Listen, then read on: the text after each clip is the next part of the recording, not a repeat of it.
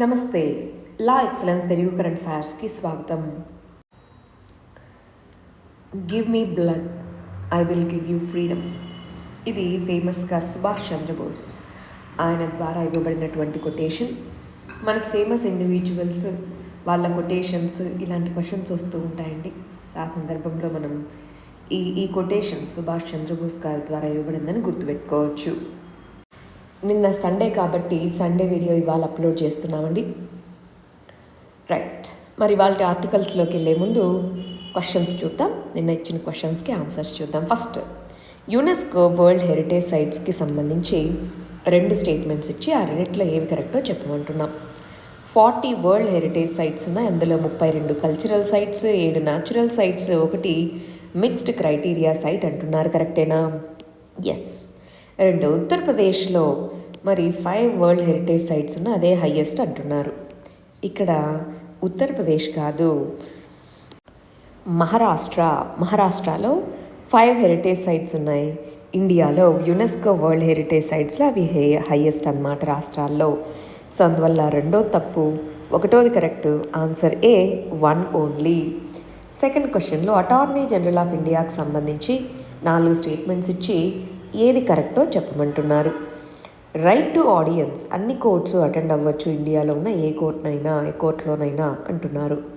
2వది duties, only సుప్రీంకోర్టులో మాత్రమే తన యొక్క వాదనలు వినిపించాలన్నా సుప్రీంకోర్టులో మాత్రమే చెప్పగలరు.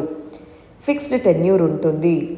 ప్రెసిడెంట్ ఆఫ్ ఇండియా ఎవరైతే హైకోర్టు జడ్జిగా క్వాలిఫై అవుతారో వాళ్ళనే అటార్నీ జనరల్ ఆఫ్ ఇండియాగా అపాయింట్ చేస్తారంటున్నారు. మనం నిన్న కంటెంప్ట్ ఆఫ్ కోర్టుకి పర్మిషన్ ఇవ్వాలి అంటే క్రిమినల్ కంటెంప్ట్కి సంబంధించి అటార్నీ జనరల్ రిటర్న్ ఫామ్లో ఇవ్వాలనుకున్నాం కదా, అందుకని ఈ క్వశ్చన్ అడిగాం. ఇది తప్పు. హైకోర్టే కాదు, సుప్రీంకోర్టు జడ్జిగా కూడా క్వాలిఫై అయిన వాళ్ళని ప్రెసిడెంట్ ఆఫ్ ఇండియా అపాయింట్ చేస్తారు. ఫిక్స్డ్ టెన్యూర్ ఏమీ ఉండదు.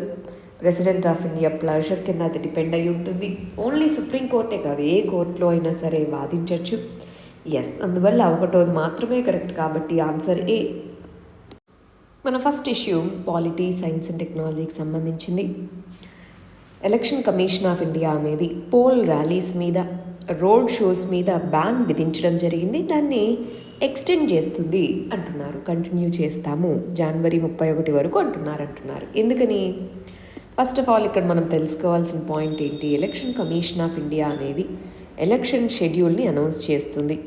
ఎలక్షన్ షెడ్యూల్ని అనౌన్స్ చేసి ఎప్పుడు ఎన్నికలు కండక్ట్ చేయాలి, ఒకవేళ వాటిని పోస్ట్పోన్ చేయాలి అన్నా లేదా వాటికి సంబంధించి టైం లిమిట్స్ని ఎక్స్టెండ్ చేయాలన్నా ఏ టైం వరకు ఎక్స్టెండ్ చేయాలన్నది డిసైడ్ చేసేది election commission of ఇండియానే.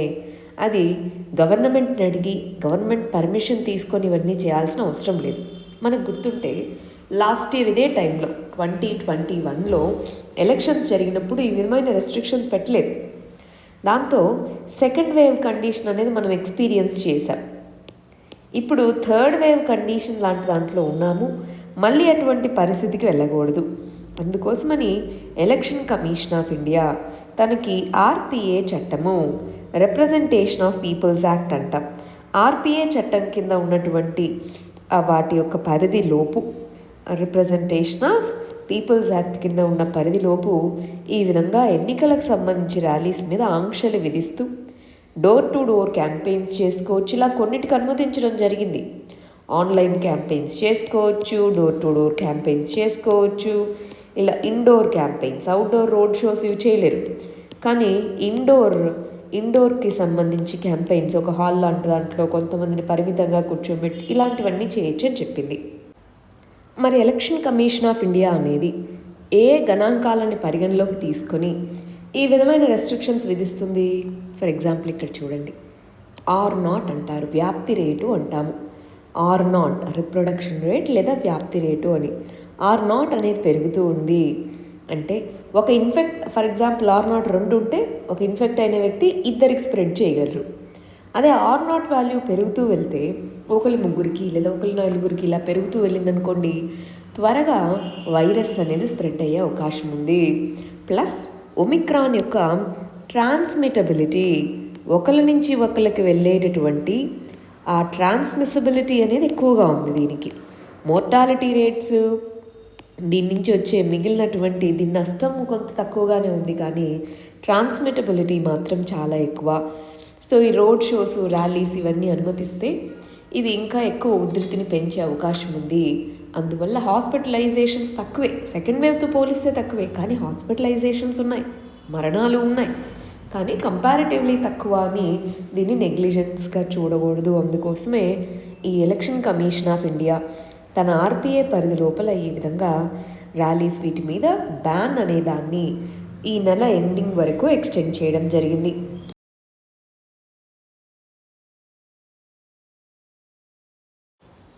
Next issue ఎన్విరాన్మెంట్కి సంబంధించింది. కేరళ అనేది తన యొక్క మొట్టమొదటి సైంటిఫిక్ బర్డ్ అట్లాస్ని ప్రిపేర్ చేయడం జరిగింది అంటున్నారు. ఇక్కడ ఎవరైతే ఔత్సాహికులు ఉన్నారో, అంటే ఆ ఏరియాలో ఇంట్రెస్ట్ ఉన్న వాలంటీర్స్ని బేస్ చేసుకొని పబ్లిక్ ప్రైవేట్ పార్ట్నర్షిప్ మోడల్లో దీన్ని ప్రిపేర్ చేయడం జరిగింది. కేరళ బర్డ్ అట్లాస్ ఇది ఏషియాలోనే లార్జెస్ట్ బర్డ్ అట్లాస్గా చెప్పడం జరిగింది. ఎందుకంటే అంత మొత్తం స్టేట్ మొత్తాన్ని వీళ్ళు కవర్ చేశారు కాబట్టి. Citizen science driven exercise, very important ఈ పదం. అంటే సిటిజన్స్ని ఈ పర్టిక్యులర్ సైంటిఫిక్ ఎక్సర్సైజ్లో పార్టిసిపేట్ చేయడం జరిగింది. ఓవరాల్గా 1000కి పైగా బర్డ్ వాచర్స్ దీంట్లో మెంబర్స్ అయ్యారు. అదేవిధంగా ఇక్కడ డేటాబేస్ అనేది క్రియేట్ చేయడం జరిగింది. ఈ డేటాబేస్ని బేస్ చేసుకుని హ్యాబిటాట్స్ అంటే వాటి ఆవాసాలు, వాటికి సంబంధించి నెక్స్ట్ స్టడీస్, వీటిలో మార్పులు ఏ విధంగా వస్తున్నాయి, క్లైమేట్ వల్ల చేంజెస్ ఏ విధంగా వస్తున్నాయి, ఇవన్నీ స్టడీ చేయడానికి ఇది ఒక బ్యాక్ బోన్గా ఉపయోగపడబోతుంది. అయితే ఇక్కడ మనం కేరళ యొక్క బ్యాక్డ్రాప్ చూడాలండి. కేరళకి తూర్పు వైపు వెస్ట్రన్ ఘాట్స్ ఉన్నాయి. గమనిస్తున్నారా? ఈ హైట్ ప్రదేశాలు ఉన్నాయా? ఇది వెస్ట్రన్ ఘాట్స్. కేరళకి తూర్పు వైపున వెస్ట్రన్ ఘాట్స్ ఉన్నాయి. ఇది మెగా బయోడైవర్స్ ప్రాంతము. అంటే ఆల్రెడీ ఉన్న బయోడైవర్స్ ప్రాంతాల్లో చూస్తే ఇది ఇక్కడ ఎక్కువ బయోడైవర్సిటీ ఉంది. అందుకే దీన్ని మెగా బయోడైవర్స్ ఏరియా అని పిలుస్తారు. బయోడైవర్సిటీ హాట్ స్పాట్స్ అని కూడా వీటిని పిలుస్తారు. అది కాకుండా ఇవి లో లయింగ్ ఏరియాస్, ఇది కోస్టల్ ఏరియా. ఈ కోస్టల్ ఏరియాస్, వెస్ట్రన్ ఘాట్స్ ప్రాంతం ఇవన్నీ కూడా చాలా బర్డ్స్కి ఫేవరబుల్ ప్లేసెస్. అందువల్ల బర్డ్ డైవర్సిటీ ఎక్కువ. అందుకోసమే ఈ బర్డ్ అట్లాస్ని ప్రిపేర్ చేసి ఆ డేటాబేస్ని బట్టి స్పీషీస్, వాటిలో రేర్ స్పీషీస్ ఎన్ని, కామన్ స్పీషీస్ ఎన్ని, ఎక్కువగా లభించే స్పీషీస్ ఎన్ని, ఇలాగ వాళ్ళు ఒక లిస్ట్ని తయారు చేసి పెట్టుకున్నారు. ఇక్కడ ఒక ఇంపార్టెంట్ విషయం ఏంటి అంటే ఈ బర్డ్ అట్లాస్ తర్వాత వెస్ట్రన్ ఘాట్స్ ప్రాంతంలో ఎండమిక్, ఓన్లీ ఆ ప్రాంతంలో మాత్రమే కనిపించే వాటిని ఎండమిక్ అంటారు. చూడండి, ఎండమిక్ వెస్ట్రన్ ఘాట్స్ ప్రాంతంలో ఎండమిక్ ఆ ప్రాంతానికి పరిమితమయ్యేవి ఎక్కువగా ఉంటే, కోస్టల్ ఏరియాలో థ్రెటెండ్ స్పీషీస్ ఎక్కువగా ఉన్నాయి. సో ఎకలాజికల్ హైపోథెసిస్, ఏ విధంగా వీటిని కన్జర్వ్ చేయాలి, వీటన్నిటికీ ఇదొక ఇంపార్టెంట్ రీసోర్స్గా, డేటాబేస్గా ఈ బర్డ్ సర్వే ఉండబోతుంది అంటున్నారు. ఇంపార్టెంట్ అండి. నెక్స్ట్ ఇష్యూ సైన్స్ అండ్ టెక్నాలజీకి సంబంధించింది. నాసాకు సంబంధించినటువంటి TESS అనే మిషన్. ఇక్కడ మనకి చాలాసార్లు ఎగ్జామ్లో TESS అంటే ఏమనో, లేదా TESS యొక్క మెయిన్ ఆబ్జెక్టివ్ ఏంటి అనో, లేదా TESS అనే మిషన్ని లాంచ్ చేసిన ఏజెన్సీ ఎవరనో ఇలాగ అడుగుతూ ఉంటారు. నాసా అనేది దీన్ని లాంచ్ చేయబడింది, అమెరికన్ స్పేస్ ఏజెన్సీ. దీని full form transiting exoplanet survey satellite mission అన్నమాట. సో ఇది రీసెంట్గా ఎగ్జోప్లానెట్స్లో ఇంకొన్ని మిలియన్ సంవత్సరాల్లో దాని యొక్క స్టార్లో కలిసిపోతాయి అని చెప్తున్నారు. ఫస్ట్ ఆఫ్ ఆల్ ఎగ్జోప్లానెట్ అంటే ఏంటో చూద్దాం. ఇది మన సోలార్ సిస్టమ్ అనుకుంటే, మన సోలార్ సిస్టంలో మన సూర్యుడి చుట్టూ గ్రహాలు అనేవి నిర్ణీత కక్షల్లో తిరుగుతూ ఉన్నాయి. ఇక్కడ ఉండేవన్నీ ప్లానెట్స్. మన సోలార్ సిస్టమ్ కాకుండా out side our solar system ఇంకా చాలా కొన్ని కోట్లాది సూర్యుళ్ళు, వాటి చుట్టూ గ్రహాలనే ఉన్నాయి. సో ఏవైతే ప్లానెట్స్ మన యొక్క సోలార్ సిస్టమ్ బయట ఉన్నాయో వాటిని ఎగ్జో ప్లానెట్స్ అంటాము. ఇది మన సోలార్ సిస్టమ్. ఇది out side our solar system. ఇక్కడ ఒక ప్లానెట్ ఉంది, దీన్ని ఎగ్జో ప్లానెట్స్ అంటారు. ఈ ప్లానెట్స్ అనేవి, ఈ ఎగ్జో ప్లానెట్స్ వాటి యొక్క పాత్ని మనము ఈ పర్టికులర్ శాటిలైట్ ద్వారా గమనిస్తున్నాం. దాని ప్రకారం మనకు తెలిసింది ఏంటంటే ఇంకొన్ని సంవత్సరాల్లో ఇది వెళ్ళి ఈ పర్టికులర్స్ వాళ్ళకుండే నక్షత్రంతో కలవబోతుంది అని. ఇలా తెలుసుకోవడం వల్ల మనకేంటి ఉపయోగం అంటే మన నక్షత్రాలు అనేవి ఎలా పొజిషన్ అయి ఉన్నాయి, అవి నెక్స్ట్ వచ్చే సంవత్సరాల్లో ఏ విధంగా ఉండబోతున్నాయని కనుక్కోవడానికి ఇది ఒక ఇంపార్టెంట్ స్టడీగా మనం చెప్పచ్చు. మనకి ఇప్పుడున్నటువంటి గ్రహాలు ఏవైతే ఉన్నాయో అవి ఎప్పటి నుంచో ఇదో కక్షల్లో లేవండి. ఫర్ ఎగ్జాంపుల్ వీనస్ అనే గ్రహము బయట నుంచి అంటే ఇన్నర్ ప్లానెట్స్ అవుటర్ ప్లానెట్ నుంచి వచ్చి ఇక్కడ ఉంది అని చెప్తారు. ఇలా ఎన్నో థియరీస్ ఉన్నాయి. వాటన్నిటినీ వ్యాలిడేట్ చేయాలంటే ఇలాంటి గ్రహాల మీద రీసెర్చ్ చేయబడతారనమాట. ఎగ్జో ప్లానెట్ అంటే ఏంటి, టీఎస్ఎస్ అంటే ఏంటి, దాని యొక్క మెయిన్ ఆబ్జెక్టివ్ ఏంటి, ఈ ఎగ్జో ప్లానెట్స్ని స్టడీ చేయడము. ఎగ్జో ప్లానెట్ మీనింగ్ అవన్నీ కొంచెం క్లియరా. ఎగ్జో ప్లానెట్ టీఎస్ఎస్ మిషన్ దాన్ని నాసా లాంచ్ చేసింది. నెక్స్ట్ ఇష్యూ సైన్స్ అండ్ టెక్నాలజీకి సంబంధించి కోవిడ్ మరణాల సంఖ్య అఫీషియల్గా ఇండియాలో 4 లక్షల పైచిలుకు 4,29,000. అది మనకి అన్ని రాష్ట్రాల నుంచి తీసుకున్నటువంటి నంబర్స్ ద్వారా మరణాల సంఖ్య అని చెప్తుంది. అయితే కోవిడ్కి సంబంధించి కంపెన్సేషన్ చెల్లించాలి అని సుప్రీంకోర్టు రాష్ట్రాలని ఆదేశించింది. కోవిడ్తో చనిపోయిన వాళ్ళ ఫ్యామిలీస్కి, మరణాలు చెందిన వాళ్ళ ఫ్యామిలీస్కి 50,000 రూపాయల మినిమం కంపెన్సేషన్ చెల్లించండి, మీ దగ్గర స్టేట్ డిజాస్టర్ రెస్పాన్స్ ఫండ్ ఉంది కదా అని చెప్పింది.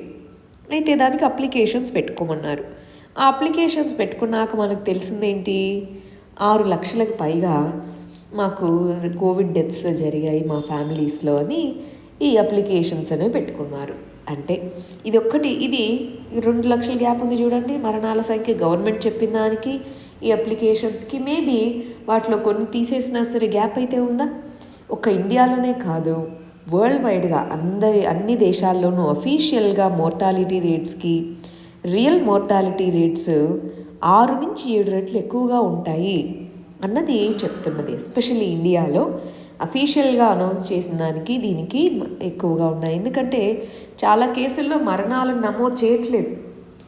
సో ఇంటి దగ్గరే చనిపోయిన వాళ్ళు లేదా ఈవెన్ హాస్పిటల్స్లో చనిపోయిన వాళ్ళ మరణాలను కొన్నిసార్లు నమోదు చేయకపోవడము, లేదా వేరే డెత్స్. ఫర్ ఎగ్జాంపుల్ కోవిడ్ వచ్చింది, వాళ్ళకి వేరే ఫర్ ఎగ్జాంపుల్ హార్ట్ డిసీజ్ ఏదో ఉంది, కోవిడ్తో చనిపోయిన హార్ట్ డిసీజ్తో చనిపోయారని ఇలాగా రాసేటప్పుడు ఈ డేటా సరిగా లేకపోవడం వల్ల రియల్గా మరణాల సంఖ్య చెప్పట్లేదు అన్నది ఇక్కడ చెప్తున్న విషయం. నెక్స్ట్ ఇష్యూ సైన్స్ అండ్ టెక్నాలజీకి సంబంధించింది. రీసెంట్గా IAEA international atomic energy agency ఇదిగో కొన్ని డివైజెస్లో, వేరబుల్ డివైజెస్లో అటామిక్ అయాన్స్ అనేవి వాడుతున్నారు, అటామిక్ మెటీరియల్స్ అనేవి వాడుతున్నారు. వాటిలో నెగిటివ్ అయాన్ ప్రోడక్ట్స్ అంటారు వాటిని. అంటే వాటి నుంచి నెగిటివ్ అయాన్స్ అనేవి రిలీజ్ అవుతాయి. దాంట్లో మినిస్క్యూల్ అమౌంట్లో రేడియో యాక్టివ్ మెటీరియల్స్ని ఉంచుతారు. కానీ రీసెంట్గా మనం చూస్తున్న వాటిలో ఫర్ ఎగ్జాంపుల్ పేర్లు చూడండి, quantum pendant, anti 5G pendant, negative ion jewellery, ఇలా కొన్ని నెగిటివ్ అయాన్ ప్రోడక్ట్స్. వీటిలో రేడియో యాక్టివ్ సబ్స్టాన్సెస్ అనేవి ఉండొచ్చు. ఆ రేడియో యాక్టివ్ మెటీరియల్స్ అనేవి మనకి చాలా హార్మ్ఫుల్ అని చెప్తున్నారనమాట. రేడియో యాక్టివ్ ప్రోడక్ట్స్లో నెగిటివ్ అయాన్ ప్రోడక్ట్స్ని ఏవైతే అమ్ముతున్నారో, నెగిటివ్ అయాన్ ప్రోడక్ట్స్ అని స్కేలార్ ఎనర్జీ ప్రోడక్ట్స్ని అమ్ముతున్న వాటిలో యూజర్స్ హెల్త్ని ఇంప్రూవ్ చేస్తుందని అమ్ముతున్నారు. కానీ వాటిలో రేడియో యాక్టివ్ సబ్స్టాన్స్ ఉండడం వల్ల అయనైజింగ్ రేడియేషన్ అవి రిలీజ్ చేయొచ్చు. దానివల్ల స్కిన్ బర్న్స్ రావచ్చు, radio active sickness, cancer, hair fall, టెంపరీగా వైట్ బ్లడ్ సెల్ తగ్గిపోవడము, క్రోమోజోమల్ డ్యామేజ్ రావడము, ఇన్ఫెక్షన్స్ వచ్చినప్పుడు మనకుండే రెసిస్టెన్స్ తగ్గిపోవడము, ఇలాంటివన్నీ జరగచ్చు. సో ఈ ప్రోడక్ట్స్ అనేవి లిమిట్లో ఉండాలి, దాంట్లో వాడే ఈ రేడియేషన్ లిమిట్స్ ఉండాలి అంటున్నారు. రీసెంట్గా IAEA రీసెర్చ్లో తేలింది ఏంటి అంటే 20 పెండెంట్స్లో 8 వరకు ఏవైతే వేరబుల్స్ ఉన్నాయో వాళ్ళలో యాన్యువల్గా ఈ రేడియేషన్ డోస్ లిమిట్ అనేది 1 మిల్లీ SV అంటున్నారు. SV అంటే సివర్ట్ అన్నమాట. ఈ 1 మిల్లీ SV ఉండాలి, కానీ అది 8 మిల్లీ SV వరకు ఉంది. మామూలుగా మనకి ఎక్స్రే తీసినప్పుడు మనము ఆ అయనైజింగ్ రేడియేషను 1 mSvకి గురి అవుతాం. అది ఓకే. సో అంతకు మించి మనము అయనైజింగ్ రేడియేషన్కి ఎక్కువ గురి అయితే ఇలాంటి హార్మ్ఫుల్ ఎఫెక్ట్స్ అనేవి ఉండొచ్చు. కానీ పెండెంట్స్ వీటిలో వాడే మెటీరియల్, ఫర్ ఎగ్జాంపుల్ ఇలాగా బ్రేస్లెట్స్ అని ఇలాగ వీటిలో ఈ రేడియో యాక్టివ్ లిమిట్స్ ఎక్కువగా ఉన్నాయి అన్నది IAEA యొక్క రిపోర్టు. ఇక్కడ ఈ mSv అంటున్నాం కదా, సివర్ట్ అన్నాము. ఇది రేడియేషన్ అబ్జార్ప్షన్, ఎంత మన బాడీ రేడియేషన్ అబ్జార్బ్ చేసుకుంటుంది అని. అంటే బయోలాజికల్గా ఎఫెక్టివ్గా ఎంత అయనైజేషన్ రేడియేషన్ ఉంది అనేది. ఇప్పుడు మనకి మీటర్స్ అనేది పొడవుకి ఎలాగ మెజరో, ఈ అయనైజింగ్ రేడియేషన్కి SV అనేది అలా మెజర్ అనమాట. చెస్ట్ ఎక్స్రే ఎగ్జామ్కి 1 mSvనే స్కిన్ డోసేజ్ అనమాట. అలాంటిది ఇది యాన్యువల్లీ 8 mSv అంటే అది హ్యూజ్ కదా, అది ఇక్కడ చెప్తున్నది. ఎస్పెషల్గా నెదర్లాండ్స్ ఇలాంటి దేశాల్లో వీటిని ఎక్కువగా వాడుతున్నారు అన్నట్టుగా ఈ IAEA గైడ్ లైన్స్ని చెప్పడం జరిగింది. నెక్స్ట్ ఇష్యూ పాలిటిక్స్ సంబంధించింది. ఇప్పటి నుంచి వచ్చే ఇష్యూస్ అన్నీ కూడా మనం లాస్ట్ వీక్లో చదివినవి. సండే రోజు మీరు కనుక రెగ్యులర్గా ఇష్యూస్ని ఫాలో అవుతుంటే మన న్యూస్ పేపర్లో సండే రోజు ఆ వీక్ మొత్తం జరిగిన ఇష్యూస్ని జిస్ట్ లాగా ఇస్తారు. సో ఈ వీక్లో కూడా అవే ఉన్నాయి. పాలిటిక్స్ సంబంధించింది ఆర్టికల్. క్యాడర్ రూల్స్ ప్లాన్ అంటున్నారు. IAS క్యాడర్ రూల్స్కి సంబంధించినటువంటి రూల్స్లో రూల్ 6 ప్రకారం సెంట్రల్ గవర్నమెంట్ అనేది స్టేట్ గవర్నమెంట్ యొక్క కన్కరెన్స్తోనే ఒక IAS ఆఫీసర్ని తన హోమ్ క్యాడర్ నుంచి డెప్యుటేషన్కి సెంట్రల్ గవర్నమెంట్లో కానీ వేరే స్టేట్లో కానీ నియమించబడతారు. అయితే స్టేట్ గవర్నమెంట్ యొక్క కన్కరెన్స్ ఇప్పుడు అవసరమా లేదా, కన్కరెన్స్ లేకుండా ఈ క్యాడర్ రూల్స్ని మారుస్తాము అన్నట్టుగా ప్రపోజల్ తీసుకొచ్చారు. ఆ ప్రపోజల్ వద్దు అన్నట్టుగా వివిధ రాష్ట్రాలకు సంబంధించిన చీఫ్ మినిస్టర్స్ వీళ్ళందరూ రాస్తున్నారు. మెయిన్గా ఏంటి, ఇప్పటివరకు IAS వీళ్ళ మీద మాకున్నటువంటి అధికారం పోతుంది కదా. ఆల్రెడీ ఆల్ ఇండియా సర్వీసెస్ అనేవి యూనిటరీ ఫీచర్స్గా చూస్తాము. కోఆపరేటివ్ ఫెడరలిజం అంటున్నారు. మరి ఇది కోఆపరేటివ్ కాదు, కోయార్సివ్ ఫెడరలిజం. మీ ఇష్టం వచ్చినప్పుడు మీరు మార్చుకునేలాగా ఉంటుంది. సో ఫెడరలిజంకి ఇది థ్రెట్, అది వద్దు అన్నట్టుగా చాలామంది సజెస్ట్ చేస్తున్నారు. నెక్స్ట్ ఇష్యూ సైన్స్ అండ్ టెక్నాలజీకి సంబంధించింది. 5G రోల్అవుట్ వల్ల ప్రాబ్లం ఏమొస్తుంది US ఎయిర్పోర్ట్స్ దగ్గర? ఆల్రెడీ ఇది కూడా మనం చదివాం. 5G టవర్స్ ఉపయోగించే ఫ్రీక్వెన్సీ ఈ ఏరోప్లేన్స్లో ఉపయోగించే ఆల్టీమీటర్స్, ఇదిగోండి ఇక్కడ ఉందా, ఈ డివైజెస్ని ఆల్టీమీటర్స్ అంటారు. ఈ ఆల్టీమీటర్స్ ఉపయోగించేటటువంటి ఫ్రీక్వెన్సీ సేమ్గా ఉంది. ఆల్టీమీటర్స్ రాడార్స్ ద్వారా సిగ్నల్ అందుకొని ఇవి ఆ ఇన్ఫర్మేషన్ని తీసుకొని దాని ప్రకారం ల్యాండింగ్ టేకాఫ్ చేసుకుంటాయి. దీని సిగ్నల్ ఇంటర్ఫియరెన్స్ అనేది వస్తుంది. ఈ సిగ్నల్ ఇంటర్ఫియరెన్స్ వచ్చినప్పుడు ఎయిర్ క్రాఫ్ట్ సేఫ్టీ అనేది దెబ్బతింటుంది. అంతేనా? ఎగ్జాక్ట్ లొకేషన్ మనకు తెలియకపోతే సో సేఫ్టీ కన్సర్న్స్ అనేవి వస్తున్నాయి. అందుకోసం చాలా వీళ్ళు చెప్పారు, ఇదిగోండి సేఫ్టీ కన్సర్న్స్ వస్తున్నాయి అని. అయితే ఎవరైతే ఈ 5Gని ఇంప్లిమెంట్ చేస్తున్నారు USలో, వాళ్ళు మేము కొన్ని బఫర్ జోన్స్ పెడతాము అన్నారు. అంటే ఈ ఎయిర్పోర్ట్స్కి వీరికి దగ్గరలో టవర్స్ లేకుండా చూసుకుంటాము అన్నారు. బఫర్ జోన్స్ అన్నారు. ప్రస్తుతానికి అదే సొల్యూషన్. కానీ ఈ federal communication commission 5G network వాడే ఈ ఫ్రీక్వెన్సీకి ఆల్టీమీటర్స్, వీటిలో వాడే ఆల్టీమీటర్స్ ఫ్రీక్వెన్సీకి గ్యాప్ ఉండేలాగా చూసుకోండి అన్నారు. అంటే యుఎస్లోనే ఎందుకు ఈ ప్రాబ్లం వచ్చింది, మిగిలిన కంట్రీస్లో లేకుండా? అదర్ కంట్రీస్ డిఫరెంట్ మెథడ్స్ని ఫాలో అవుతున్నాయి. ఫర్ ఎగ్జాంపుల్ యూరోప్లో వాళ్ళు కూడా 5G రోల్అవుట్ చేశారు. కానీ 3.4 to 3.8 GHz, దీనికంటే వీళ్ళు ఇచ్చిన ఫ్రీక్వెన్సీ కంటే తక్కువ ఫ్రీక్వెన్సీలోనే వీళ్ళు 5G సిగ్నల్ని ట్రాన్స్మిట్ చేస్తున్నారు. కాబట్టి ఈ ఇంటర్ఫీరెన్స్ ఇష్యూస్ రాలేదు, తక్కువ ఉన్నాయి. సో వీళ్ళు ఎక్కువ ఫ్రీక్వెన్సీతో చేయడం వల్ల ఈ ఇష్యూస్ వస్తున్నాయి. మేబీ కొద్ది రోజుల్లో ఇది రిజాల్వ్ చేసుకోవచ్చు, దాంట్లో అడ్జస్ట్మెంట్స్ చేసుకోవడం ద్వారా. నెక్స్ట్ ఇష్యూ పాలిటిక్స్ సంబంధించింది. మరి మహారాష్ట్రకు సంబంధించిన 12 మంది ఎమ్మెల్యేస్ని సస్పెండ్ చేయడం జరిగింది 1 year వరకు. మరి ఇక్కడ సస్పెన్షన్కి వాళ్ళని కంప్లీట్గా సభ నుంచి టర్మినేట్ చేయడానికి ఏంటండి తేడా? సస్పెన్షన్ అంటే వాళ్ళ ఎమ్మెల్యేగానే ఉంటారు, కానీ వాళ్ళ యొక్క లెజిస్లేటివ్ ఫంక్షన్స్ చేపట్టలేరు. వాళ్ళ పొజిషన్ ఏమో సేమ్, కానీ లెజిస్లేటివ్ ఫంక్షన్స్ మాత్రం వాళ్ళు అంటే వచ్చి బిల్లుకు ఓటేయలేరు. కానీ టర్మినేట్ చేయడము సభ నుంచి అంటే వాళ్ళు legislative functions చేపట్టలేరు.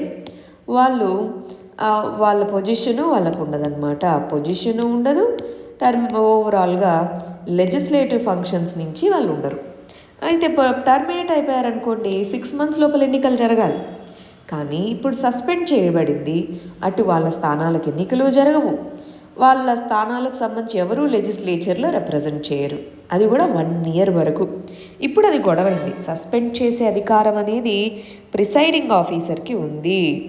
Presiding officer, చట్టసభలకి presiding ఆఫీసర్కి ఆ వ్యక్తి బిజినెస్ రూల్స్ ప్రకారం, ఆ సభ యొక్క బిజినెస్ రూల్స్ ప్రకారం ఆ వ్యక్తి యొక్క బిహేవియర్ వీటిని వేస్ట్ చేసుకొని సస్పెండ్ చేయొచ్చు సభ నుంచి. అయితే ఇప్పుడు విషయం ఏంటి అంటే 1 year వరకు చేయొచ్చా? ఇప్పుడు ఆర్టికల్ 190 సబ్ క్లాస్ 4 ఉంది. దాంట్లో ఒక వ్యక్తి 60 రోజుల కంటే ఎక్కువ రోజులు యాబ్సెంట్ అయితే ఆ వ్యక్తి వేకెంట్, ఆ వ్యక్తి యొక్క పొజిషన్ వేకెంట్ అని పరిగణించాలి. ఆర్పిఏ ప్రకారం ఏదైనా వేకెన్సీ ఉంటే 6 నెలల లోపు బై ఎలక్షన్ కండక్ట్ చేయాలి. మరి ఆ వ్యక్తి పోస్ట్ వేకెంట్గా లేదు, కానీ ఆ వ్యక్తి సభకు అటెండ్ అవ్వట్లేదు. మరి ఇది వాళ్ళ యొక్క కాన్స్టిట్యుయెన్సీస్ ఎవరైతే వాళ్ళని ఎన్నుకొని పంపించారో దానికి ఇంజస్టిసే కదా. అసలు ఇలా చేయొచ్చా అన్నది ఇప్పుడు క్వశ్చను. అది సుప్రీంకోర్టులో పెండింగ్ ఉంది. దీన్ని ఏమంటారు? ఈ విధంగా సుప్రీంకోర్టు రివ్యూ చేయడాన్ని జ్యుడిషియల్ రివ్యూ. అయితే వీళ్ళు ఏమంటారు? ప్రిసైడింగ్ ఆఫీసర్కి సస్పెండ్ చేసే అధికారం ఉంది. అది లెజిస్లేటివ్ ఫంక్షన్. ఇది లెజిస్లేటివ్కి ప్యూర్గా సంబంధించినటువంటి మ్యాటర్. దాంట్లో అసలు జ్యుడిషియరీ ఎందుకు ఇన్వాల్వ్ అవ్వాలి అని ఇక్కడ రూలింగ్ పార్టీ గవర్నమెంట్ చెప్తుంటే జ్యుడిషియరీ ఎందులోనైనా ఇన్వాల్వ్ అవ్వచ్చు. జ్యుడిషియల్ రివ్యూ పవర్ అనేది unlimited. Basic structure of the constitution అంటాము. Basic structure of the constitution అనేది ఏ పర్టికులర్ జడ్జిమెంట్ నుంచి వచ్చిందండి? కేశవానంద భారతి కేస్. అవునా? కేశవానంద భారతి కేస్ ప్రకారం జ్యుడిషియల్ రివ్యూ అనేది మనకి basic feature of the constitution. అందువల్ల మేము జ్యుడిషియల్ రివ్యూ చేపడతాము అన్నట్టుగా సుప్రీంకోర్టు దగ్గర ఈ కేసు పెండింగ్లో ఉంది. నెక్స్ట్ ఇష్యూ సెక్యూరిటీ ఇష్యూస్కి సంబంధించింది. సిడిఎస్ మన first chief of defence staff ఆయన ఈ హెలికాప్టర్ ప్రమాదంలో మరణించారు. మరి ఫ్లై ఇంటూ టెర్రైన్ వల్ల అది జరిగి ఉండొచ్చు అంటున్నారు. దాన్నే controlled flight into the terrain అంటారు. Controlled flight into the terrain అంటే ఫ్లైట్కి ఏ విధమైన టెక్నికల్ ప్రాబ్లం లేదు, కానీ టెర్రైన్తో కొల్లాయిడ్ అవ్వడం వల్ల యాక్సిడెంట్ అనేది అయింది. టెర్రైన్ కానీ యాక్సిడెంట్తో కానీ. సో కంట్రోల్ అనేది అంటే హెలికాప్టర్ కానీ ఎయిర్క్రాఫ్ట్ కానీ తన కంట్రోల్లో లేదు అన్న విషయము పైలట్కి అర్థం కాదు. అంతా బాగానే ఉందని ముందుకెళ్తారు, అప్పుడు ఈ యాక్సిడెంట్ జరుగుతుంది. దానివల్ల ఇది జరిగి ఉండొచ్చు. మరి ఈ కంటెక్స్లో ముందేముంది, ఇలాగ ఫాగ్ ఉన్నా సరే తెలుసుకునేలాగా ఇప్పుడు టెక్నాలజీస్ ఉన్నాయి. సో టెక్నాలజీని, ట్రైనింగ్ని, పైలట్స్ని ఆ పర్టికులర్ టెర్రైన్, ఇప్పుడు ఆ వ్యక్తికి ఈ వెస్టర్న్ ఘాట్స్ ప్రాంతము ఆ టెర్రైన్ సరిగా ఐడియా లేకపోవడం అనేది వన్ ఆఫ్ ది రీజన్స్గా చెప్తారు. మరి ఈ రెండింటినీ కంబైన్ చేస్తే ఇలాంటి యాక్సిడెంట్స్ని ఫ్యూచర్లో అవాయిడ్ చేయొచ్చు. నెక్స్ట్ ఇష్యూ ఇంటర్నేషనల్ రిలేషన్స్కి సంబంధించి. ఓవరాల్గా 2021లో చైనీస్ గూడ్స్ ఇండియా ఎక్కువ ఇంపోర్ట్ చేసుకుంది. ఓవరాల్గా ఇంపోర్ట్స్ అనేవి $97.5 బిలియన్. హ్యూజ్. అంటే ఏంటి ఇక్కడ విషయము? అయితే ఏంటి, ఒకవైపు బార్డర్ కాన్ఫ్లిక్ట్, అవునా, లాస్ట్ ఇయర్ మొత్తం. రెండో వైపు ఏమో ఫ్లరిషింగ్ ట్రేడ్. అంటే ట్రేడ్ ఒకవైపు కంటిన్యూ అవుతూనే ఉంది, కాన్ఫ్లిక్ట్ అనేది ఉంది. ఈ విధమైన స్ట్రాటజీని మనం సెలెక్ట్ చేసుకున్నాం. ట్రేడ్ అనేది ఇంతకుముందు 1962 యుద్ధం తర్వాత ట్రేడ్ కూడా ఆపేశాం. మళ్ళీ 1980లలో ఈ విధమైన స్ట్రాటజీని ఫాలో అవుతున్నాం. అది ఇప్పటికీ కంటిన్యూ అవుతూ ఉన్నాము. సరే, మనం నిన్న ఇచ్చిన క్వశ్చన్కి మన వాళ్ళు ఆన్సర్ రాశారు. టిఎస్ఆర్ సుబ్రమణియన్ కమిటీ రికమెండేషన్స్ చెప్తూ క్రిటిసిజం రాయండి. దీన్ని అపాయింట్ చేశారు. దాని రికమెండేషన్స్ ఏంటి అని రాశారు. దాని క్రిటిసిజమ్స్ ఏంటి అని రాశారు. ఫైనల్గా మీరు రాయాలండి కంక్లూజన్ ఏంటి, మరి ఎలా బ్యాలెన్స్ చేయమంటారు. ఈయన యొక్క రికమెండేషన్స్ అనేవి మోర్ ఆఫ్ డెవలప్మెంట్, క్రిటిసిజం చేసేవాళ్ళు మోర్ ఆఫ్ ఎన్విరాన్మెంట్ని ప్రొటెక్ట్ చేయాలంటారు. మరి రెండింటికి బ్యాలెన్స్ ఎక్కడా? అలాంటి కంక్లూజన్ని మీరు రాయాలి, రైట్? ఇది ఇవాల్టి మన మెయిన్స్ క్వశ్చన్. ఇవి మన ప్రిలిమ్స్ క్వశ్చన్స్. వీటికి ఆన్సర్స్ కమెంట్ సెక్షన్లో ఇవ్వండి. రేపు మనం వీటి కరెక్ట్ ఆన్సర్స్ ఏంటో చూద్దాం. All the very best. Thank you very much.